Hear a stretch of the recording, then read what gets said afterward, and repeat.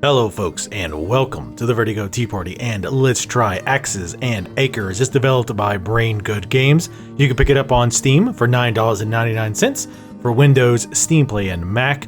It supports Steam achievements, Steam trading cards, and cloud saves. I will be playing a free press copy that was provided to me for free to make this video. So let's hop right in as much as you can hop right into this game.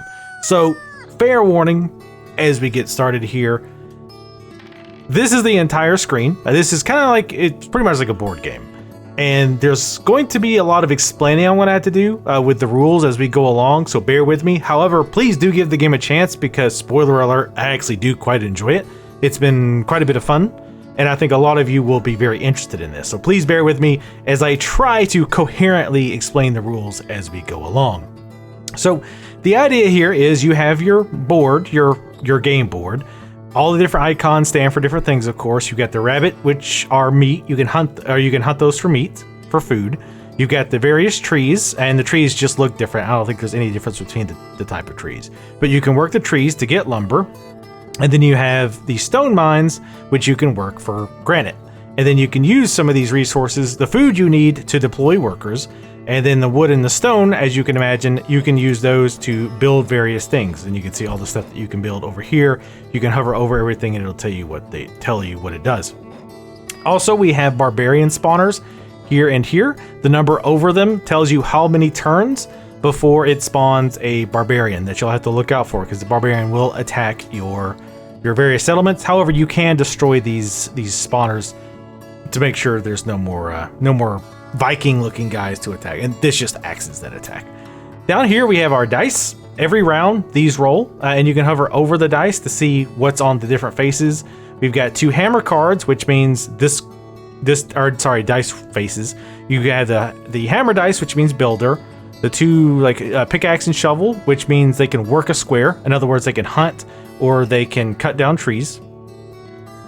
You also have the hand, which gathers materials, because just because you kill a rabbit or cut down a tree, you have to have another card come by to actually grab the materials. And then the little plus sign, that just reproduces and makes new dice. Now we want to do that. The more dice, the better. So the first thing we're going to do, we're going to throw down 2 reproductive dice in the house. It takes 2 reproduction dice to make a new dice, which, makes sense. You can only, at least for now, you can only deploy your dice on a section of house, and deploying a dice will take up a food. So we want these guys to reproduce. So we have them there now. We have to spend a dice to get a dice to a worker to do the job. Let's call it a worker so that we're not getting too much confusion here. So now that they're on the board, we've got 2 workers. They're not going to reproduce until we spend a die to do so. And it doesn't matter which die at this point. So we're just going to let's grab this and we'll drop it here. And it's going to say, okay, do you want to deploy this dice as a worker, or do you want to use it to cause these 2 reproduction dice to reproduce? We want to do that. And reproducing is a little bit special because it only takes 1 dice to initiate. You actually have to spend another dice to finish. So we'll use one of these. Again, it doesn't matter which of these dice you use to have the worker that's on the board do the actual work. So now, next round, we will have 7 dice, and we've got a maximum pool of 8 dice right now. And you can increase the pool of dice that you have or the maximum pool you can have by making new houses. So now we have a worker dice, and we have a gathering dice. And we also have cards on the right-hand side. Every round, you have 3 of these cards. These are not randomly generated each turn. So if I don't use any of these cards, I will keep these same exact cards on the next round. And up here, we have our goals. And they are progressive. Some parts of this I don't quite understand. But basically the idea is once you hit 8 VP, which stands for victory points, you move on to this card as far as goals go. And once you get to 18, you move on to the last one. And then I think once you get to 28, I think that's when the map actually ends. So we have these 2 dice left. I want to get roads up fast because roads let your workers move very quickly. So we're going to drop a builder. We're going to deploy a worker here. So now we have a worker on the board. And we want to have this worker move up here so we can get ready to build a road. Now, to get a worker to move, again, you have to spend the dice. So you can kind of think of these dice as either A, if you drop the dice onto the board, it becomes a worker of that type. So again, I've dropped a worker, a builder worker, who can now build things. Or you can spend the dice to expend energy or to perform an action. So if I want, let's say I've got this builder dice here and I wanted him to build, I would just drop this dice, any dice, again, it doesn't matter, onto them, and then they will build. I can also drop this onto one of these two slots. This, which is what we're going to do, gives me 2 moves. You can see how many moves we have here. This gives you 2 moves immediately that you can use on any workers that you currently have on the board. So we're going to go ahead and move him up 1. And you just move by clicking on the die, or I'm sorry, clicking on the worker and then moving them up. I'm trying to make a very specific, intentional distinction to make sure I reference workers that are on, pieces that are on the board as workers and referencing them as die here. And again, that'll make more sense as we go along. Now, we don't have enough. Oh, but if we look at our cards, you can see here we have a work card / work don't recall. Above, like the top of the card here, this just allows you to do something without spending a work die to do it, right? So if I wanted to go ahead and get him, or actually, no, I can't. This is work. I always get work and build mixed up. So there's actually nothing we can do right now. So we're just going to hit end turn. Yes, we're going to end our current move. We still had 1 move left, but we don't have anywhere to go. So we're just going to end it. And even this sounds confusing, partially this is just me trying to explain it all at once. And again, I do apologize, but I think it'll make more sense as we go along. And the game is quite fun. So we do have 3 reproduction dice, and we do still have a spot left over for another dice. So we definitely want to do that. We want to get as many dice as possible.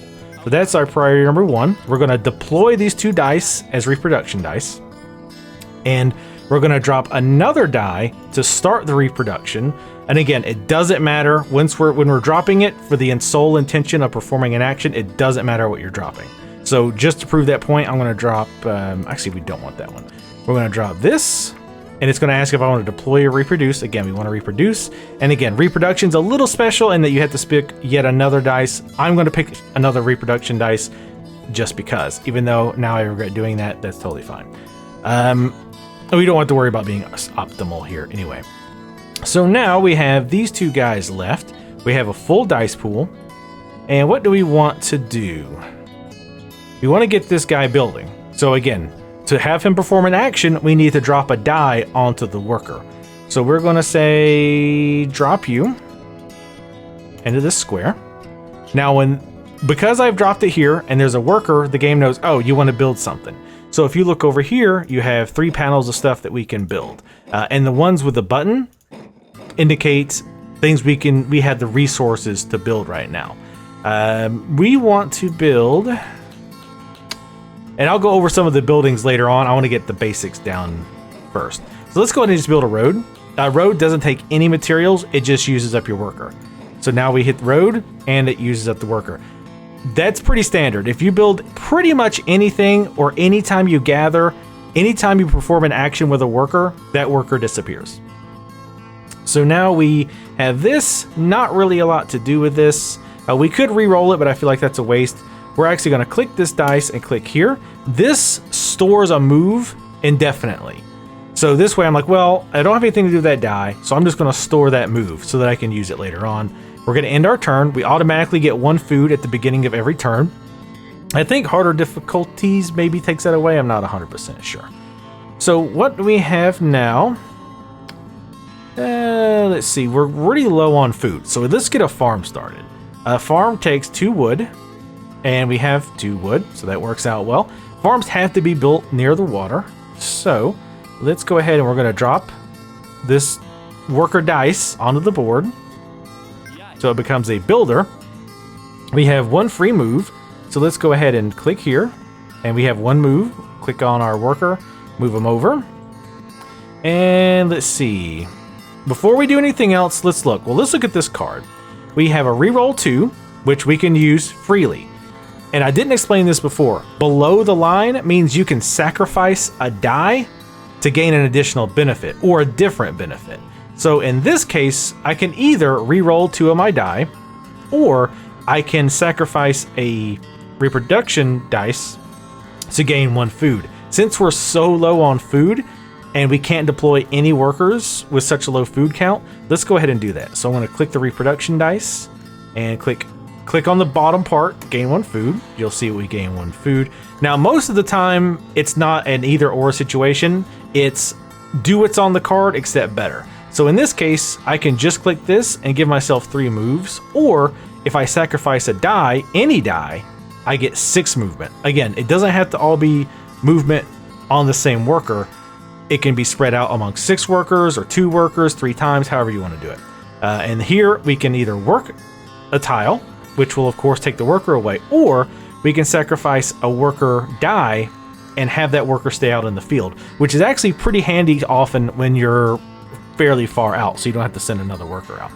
So let's go ahead and actually try to take advantage of that. We need to get some wood. So let's go ahead, because I want to build a house. We don't have a builder card, so let's do that. Let's deploy a worker here in this other house. Actually, no, we do have a worker here, sorry.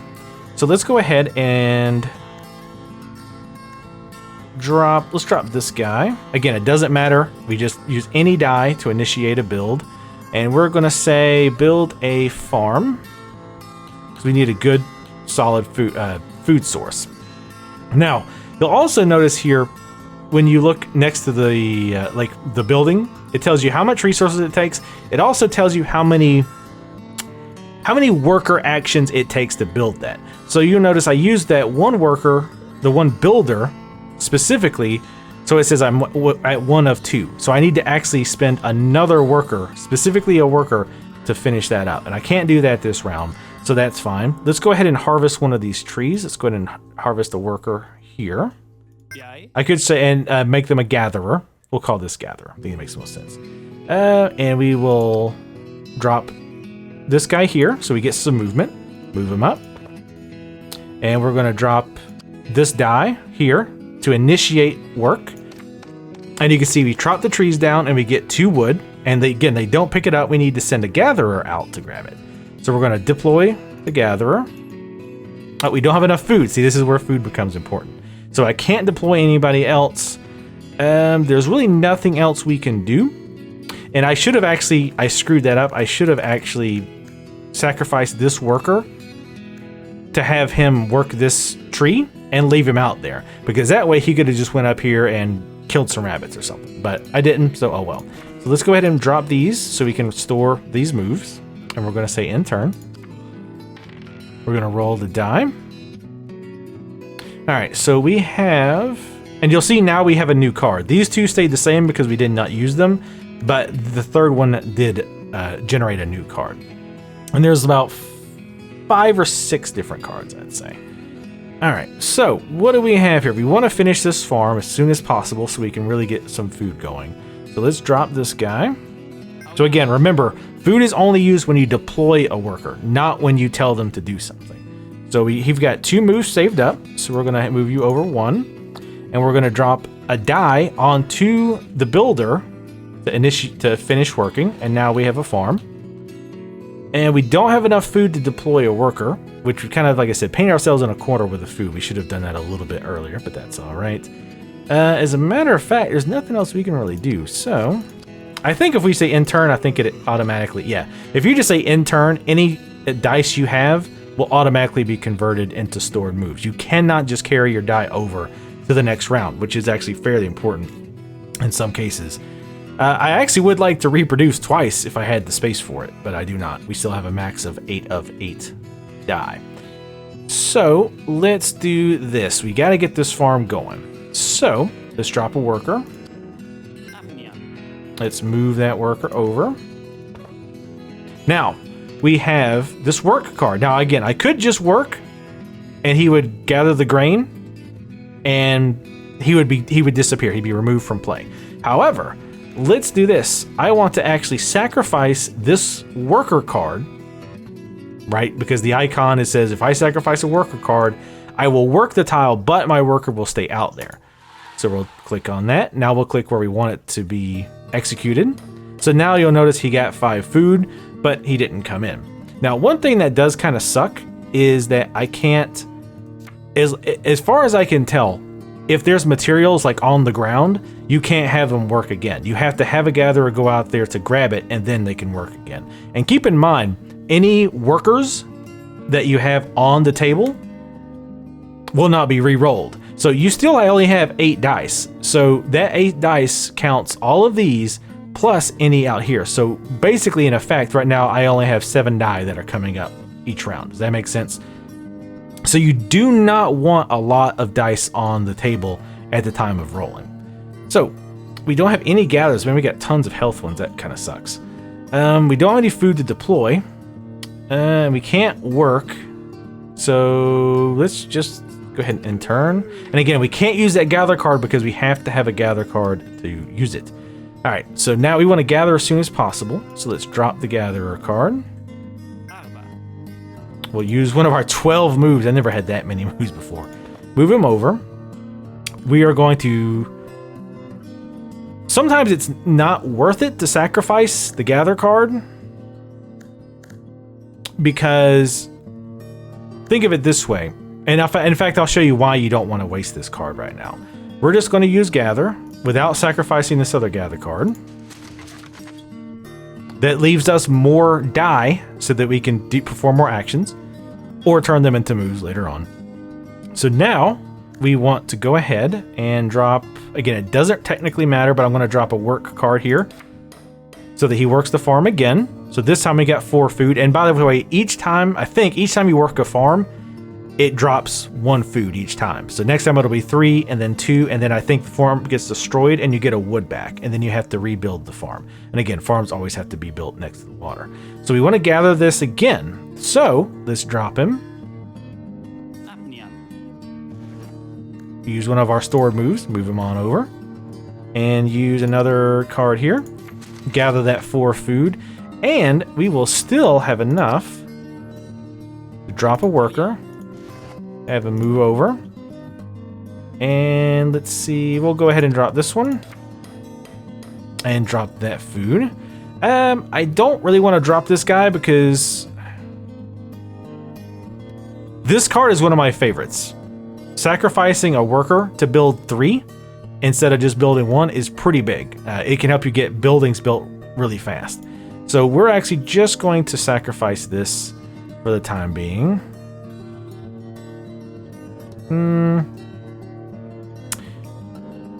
Actually, you know what we need? Let's do this. We need a guardhouse to deal with these Vikings. So let's quickly go over some of the different buildings you can make. You have a road. Roads are very, very important because it allows you to move around the map quickly. Any tile that a worker needs to move through that has a road, it doesn't count as an actual move. So in other words, typically, let's say I've got 2 moves and I've got a worker that's right here and I need him to move up to this rabbit, okay? And let's say that I have 0 roads. It would take me 1, 2, 3, 4 moves. However, if I had with this road here and if I had another road here, it would take me 1, 2 moves. Does that make sense? So road here, moving 1. This would be 1 move and then that would be 2 moves. I might be over explaining some of this. And I apologize if it's a bit tedious, but I just want to be clear and not all of this is super self-explanatory. All right, so we want to get this guardhouse built. Oh, I want to go over the other buildings here. We have a bridge, which allows you to go over water spaces, and they also function as roads. Houses, one, they let you deploy workers from there, which can be quite useful. If you want, if there's like in this case where we've got 2 stone mines right next to each other, but they're pretty far from the house, instead of building a bunch of roads, you could go build a house over there and just deploy workers and gatherers over there, depending on how you want to do it. Farm, we went over that.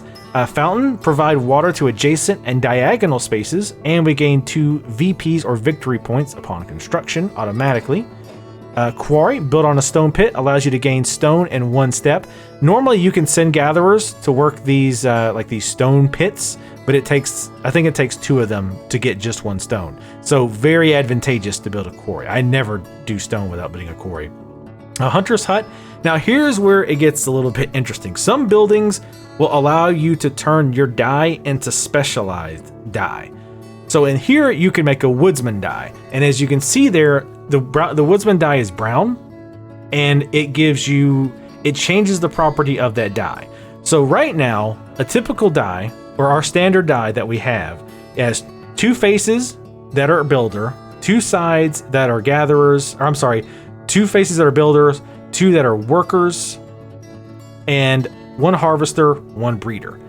However, if we turned into a hunter, as you can see here, and I'm pointing at the screen like you can actually see, we have 2 workers, and I know I'm using workers interchangeably here, but bear with me because I can't think of another name to use for them. We have 2 workers, 2 gatherers, and 2 random. The random means you can change it to anything.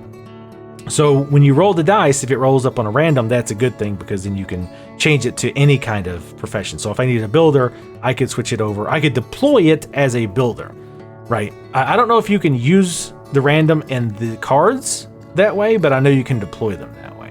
And different buildings allow you to build different types of specialized dice. For example, the church lets you make a priest card, I believe. Yeah, priest die. Sorry, priest die. So yeah, it gets fairly interesting in depth. And we're not going to go too crazy into the buildings here, but I do want to show a guardhouse. So you see a lumberyard. Lumberyard's very, very useful. You can build that next to a tree, and it will automatically generate 1 wood every turn. Now keep in mind, you still need to send the gathering worker out to grab it, but it does just keep generating lumber, which is really, really nice. A guardhouse allows you to create and deploy crusaders, which we want to deal with the Vikings, or I'm sorry, the barbarians. Church allows you to make the priest card and does some other things.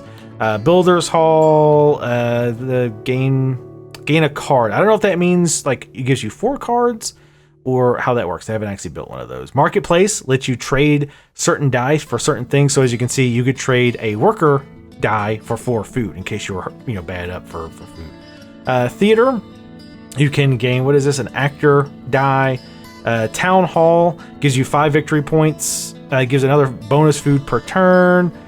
Castle, which I've actually made one of those, it gives you 10 victory points, which is obviously pretty darn big. And you can make royalty die. Now, of course, the castle also takes 6 wood and 10 stone, which might not, and it takes 10 workers basically to make. So that actually takes a little while to create. So let's go ahead and build a guardhouse. By the way, definitely in the comments below before we go on, let me know if this is clear. If there's anything you're unclear on, I will try to I'll try to help answer any questions in the comments. I know I'm not the best in the world at explaining all of this, and I hopefully have not made it too dull.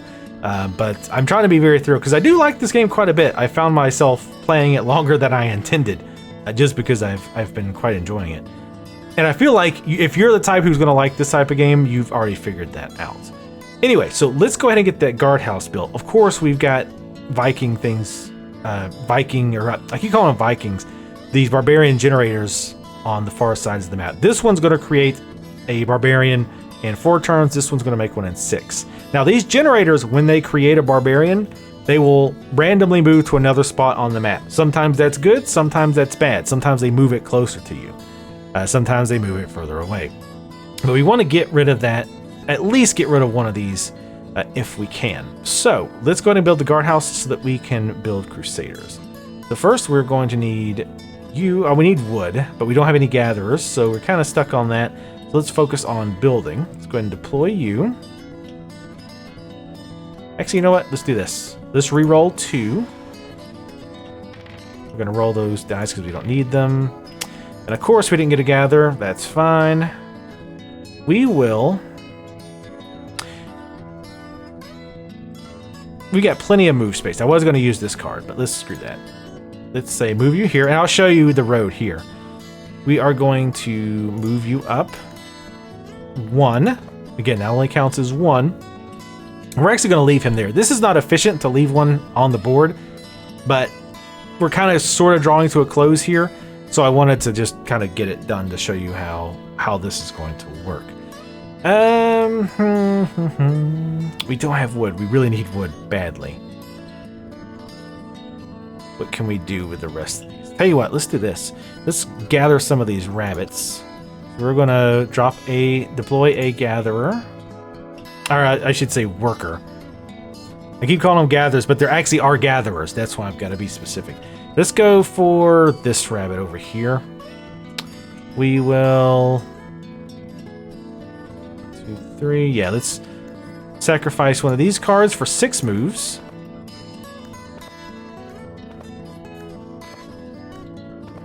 And we will use this. Kill the rabbit for 5 health. Or for 5 meat. Meat is white and wood is brown, and then stone is gray, I presume. I don't think I've ever seen just stone laying on the ground. Alright, so we can still go kill some other rabbits. And the food doesn't spoil or anything like that, so you don't have to worry about that. Again, that's only 1 move there. Let's go ahead and we'll sacrifice this card because we're not going to build anything anyway. Move you up. Harvest the rabbits.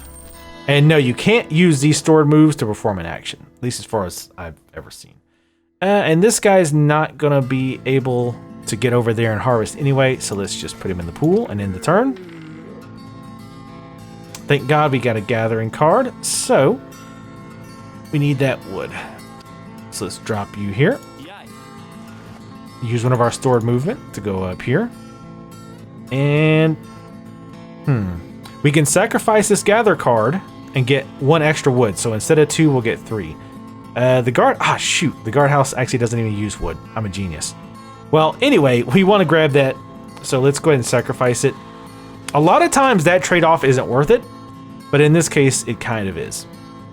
So let's stop being stupid and actually build a guardhouse this time since we have the materials. And we'll use... we're gonna do this. We want to build quickly because it takes 2. It takes 2, baby, to make a guardhouse. So let's make this process a little bit faster. We'll click there, build a guardhouse, and boom, it comes up instantly. Now, if we hover over the guardhouse, it'll tell us, allows you to flip your deployed dice to Crusader in an emergency. Allows you to gain saved moves. So we can set a worker, a builder, or a gatherer to Crusaders. So how does that work? I'll show you. We'll drop you here. We'll use one of our store moves to move up here. So now again, to get this conversion, just like with anything else, we need to have him perform the action. And to perform an action, you drop a die onto the board, and now we have a Crusader. Now, you don't have to have Crusaders to attack the normal barbarians. However, to destroy these generators, you do need these. Now this is a long way to go. 1, 2, 3, 4, 5, 6. We do have enough though. So we're gonna actually have him go and take this one out before it spawns. See, all those saved up bad plays ended up working in my favor, just like I intended. All along.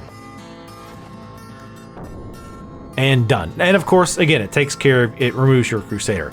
But again, I don't think regular workers of any kind can destroy the generators, but they can kill the barbarians. However, again, it is important to note that it takes 2 workers to kill a barbarian, but it only takes 1 Crusader to kill a barbarian. So it's more efficient to use a Crusader if you can.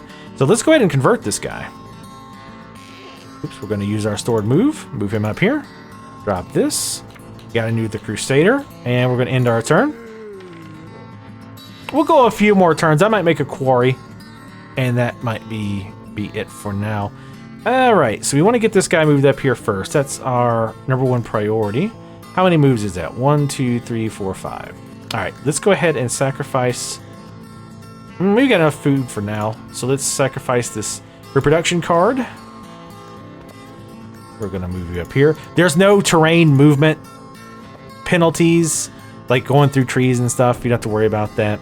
So, and again, the goal of the game is to end up getting these 28 victory points by round 296. And as you can tell, again, the goals are staged, so you need to have 8 victory points by round 100. And then once you do, you'll get a repopulation event will trigger, which is 2 animals will appear. Oh, I'm sorry, no, not 18. Once you hit 8 victory points, you'll move to this section, and this will trigger 2 animals to appear. And then once you hit 18, this will trigger this event, wood shipment, gain 3 wood. And these are randomized, by the way. The maps are also randomized, so each time you start off, it's going to be a different map. There's also, I think they call them acts. I am like on act or stage 1 or whatnot, and my understanding is it gets more and more difficult as you go. And you can manually set your stage, sort of, in the options, and I'll show you that right before we end. I want to get like 1 quarry built, so let's do that, because I think you guys basically understand how this works at this point. So let's go ahead and deploy a builder, and let's go ahead. Do we want to reroll? No, we don't. So let's go ahead and use a builder card, turn that into, or I'm sorry, a builder die, turn that into movement, and again, this counts as a free move. Move them over there. We need 2 more moves, so let's go ahead and sacrifice one of these.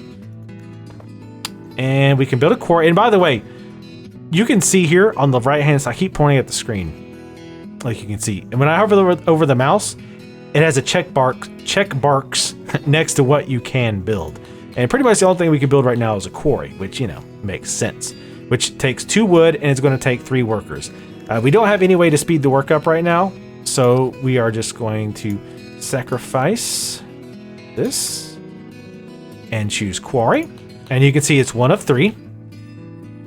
And one other thing I really like is if you do something like this, if you deploy a worker and you're like, oh, whoops, I didn't mean to do that. You can right click, it gives you the food back, and it puts the die back in. Now that doesn't undo, no, excuse me, it doesn't undo everything. It mostly only does deploys, and I deploy on accident all the time. So it's very handy for me. All right, so let's go ahead and drop you. We're not gonna have enough move to get out there, but that's fine. Just for demonstration purposes, why did I move up there? That was stupid. Wasted it. I know, right? That's not me yawning, that's the game yawning at me like, oh, are you serious? Did we get a work card? No. Let's actually sacrifice this for 1 food. Sometimes I do that just so that I can clear up cards, because I really like a build card, but it's not gonna matter, to be honest. We've got a gather card. So let's go ahead and deploy him while we're at it. Yay. We will drop you over there and go ahead and just gather, because I don't want to spend a card on it. Oh, I'm sorry, dice. I keep calling them cards. I didn't want to spend a dice on it. Let's go ahead and move you. And it's going to take 1 more die than necessary because I'm an idiot. There we go. We'll drop a die to perform the work. And we'll do the same thing we did before. We'll go ahead and deploy this guy. Yai. And turn. And let's see here. We will spend this die to get him over there quickly. Because again, sacrificing any die in that card gave me 6. And this is kind of a weird bug I've noticed with the cards. Sometimes the cards like go down. It's kind of strange. They still function. It's just kind of harder to see. Anyway, let's go ahead and we'll use this card just for the hell of it. Build 1 where we won't sacrifice. And now we have a quarry. So now, if we send a worker up there, which we shall do now. I almost did it again, by the way. Almost clicked on the wrong spot.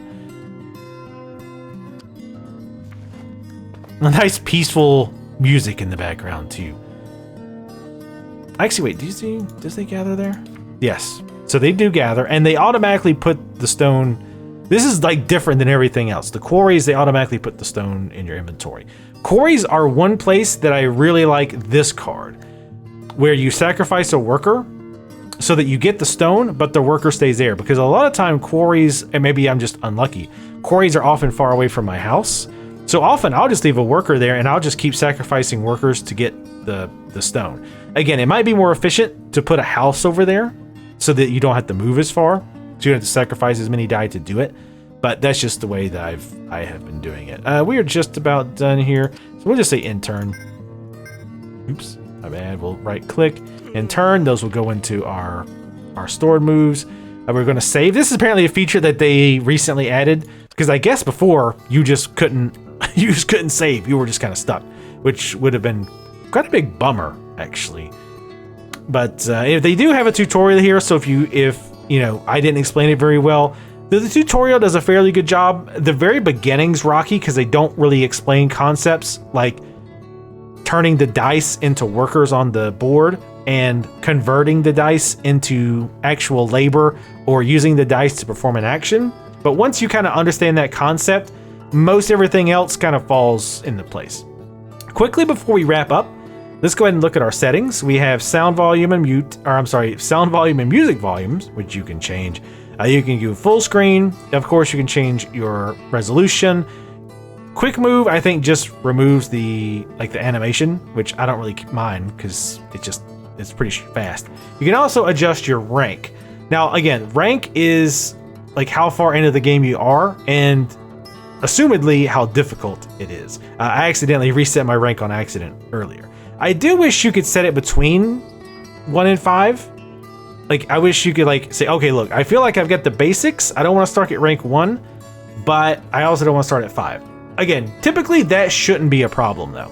If you're playing this game normally, you're going to beat rank 1 and go, okay, I'm ready for rank 2, and it's going to automatically put you there. And again, you beat the rank by getting the third tier of victory points. But again, if you want to just say, screw it, I'm ready for the big time, and you can just go straight to rank 5 if it please you. But anyway, that is Axes and Acres. Again, it's $9.99 on Steam. I really like this game. Again, if you've watched this far, I feel fairly certain that you're the type who knows you're going to know if you like this game or not, right? You're going to know if this is up your alley. And keep in mind, again, when it comes to the buildings, I didn't show you anything as far as using the buildings to turn your dice into very specific types of dice to increase your chances of getting specific type of rolls. I didn't show hardly any of that. So there's that whole level of strategy going with it, which I presume you probably need on the higher difficulties when you're probably dealing with shorter time frames, maybe more barbarians, things like that. But yeah, I've actually very much enjoyed this game so far. I was honestly pretty hesitant when I first saw it, but I was like, well, that looks interesting. That looks different than what I normally cover, so let's try it. But I've really enjoyed it quite a lot. So hopefully you guys have too. Again, any questions you have, please leave them in the comments below. I'll try to answer them as best as I can. If you'd like to see more videos like this covering games you may or may not have heard of, make sure to follow. Also follow me on Twitter, and I will see you next time.